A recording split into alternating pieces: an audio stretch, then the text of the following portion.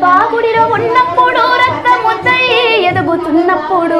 నవమాసాలు నిండుతున్నప్పుడు అమ్మాయిగా నేను కడుపులు నన్నప్పుడు కత్తి మీది సాము చేసినట్టుగా కొండంత నొప్పులు అమ్మ తీసుకుంటూ జనుమనిచ్చి కొత్త లోకాన్ని చూపించి సచ్చిన శవమోలే సొమ్మసిల్లునమ్మ. అమ్మంటే ఎంత గొప్పదో బ్రహ్మకైనా వర్ణించవశమున ఎన్ని జన్మాలున్న కవులు కల